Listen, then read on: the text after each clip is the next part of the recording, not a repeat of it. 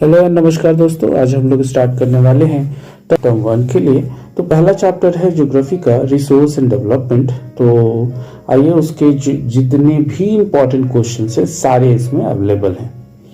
Level in our environment which can be used to satisfy our need and it is technological accessible, economically feasible and culturally acceptable are termed as the resources. Okay, next है human beings interact with dash institution. तो nature के institution से is resources free gift of nature? No. How many classification of resources are there? तो 4 type के classification मिल जाते हैं। On the basis of status of development, there are how many resources? तो potential है, developed है, stock and reserves है। Natural resources are divided into which type of resources? तो renewable होती है या फिर वो non renewable होती है। From where biotic resources are obtained? तो biosphere। Abiotic resources are composed of। अब abiotic resources जो हैं वो किससे composed होती हैं? तो non living things से। Renewable resources are also called replenishable resources। Renewable resources are divided into तो continuously flow which resources take millions of years of their formation? तो non renewable resources।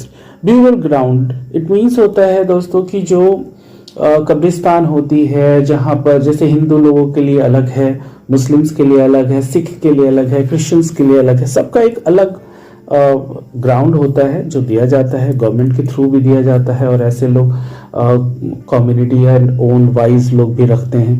तो ये सिंपल है इसका answer, community own resources. Which authority in India get empowered by the government to acquire land? तो Urban Development Authority। How much area is marked as terrestrial waters? तो 12 nautical miles है, 22.2 kilometer। Which area is termed as exclusive economic zone? तो oceanic area है, beyond 200 nautical miles। Wind and solar energy came under which resources? तो potential resources। Development of developed resources depend upon तो किस पर depend करती है developed resources? तो technology पर या फिर लेवल ऑफ फैसिलिटी पर। Dash is a subset of stock तो reserves। Resource planning is essential for sustainable existence। Name the component of sustainable development तो sustainable existence। When did Rio de Janeiro's Earth Summit 1992 happened? तो June 1992। Where is Rio de Janeiro? Brazil। The summit was convened for addressing problems of environmental protection and social economy. The Rio Summit adopted Global Forest Principle and Agenda 21।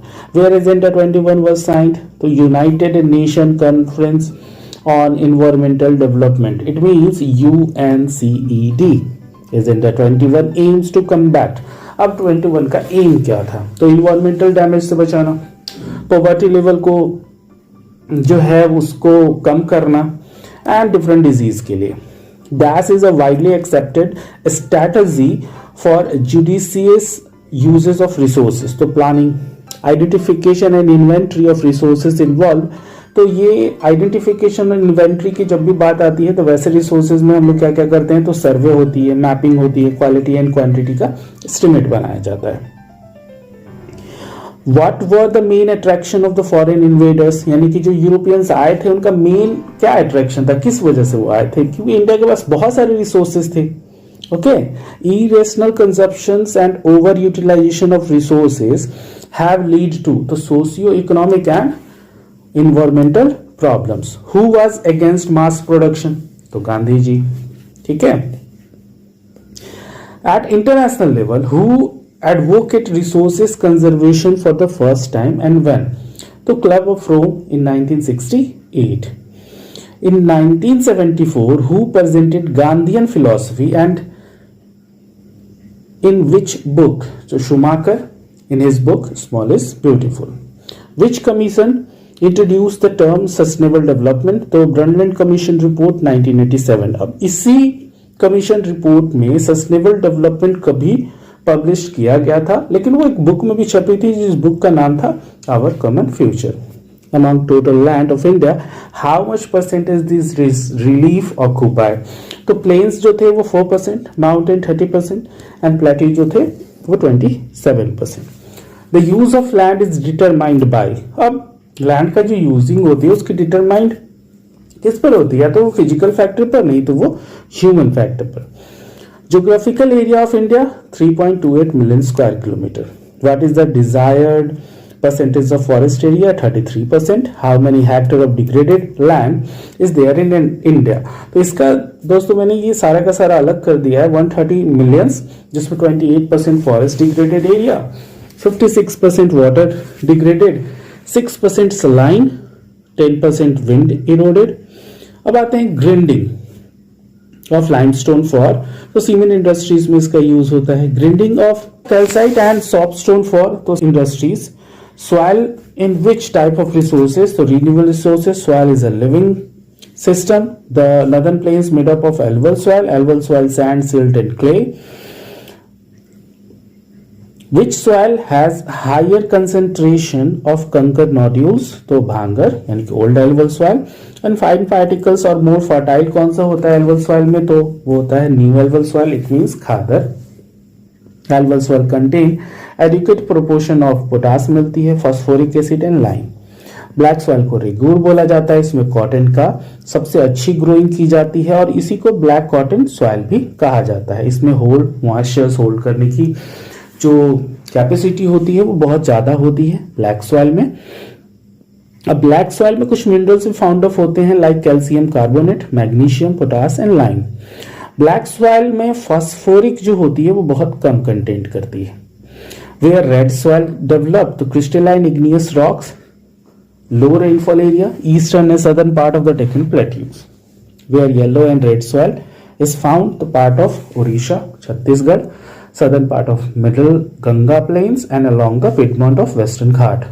Development of red color in red and yellow soil due to the diffusion of iron in crystalline and metamorphic rock.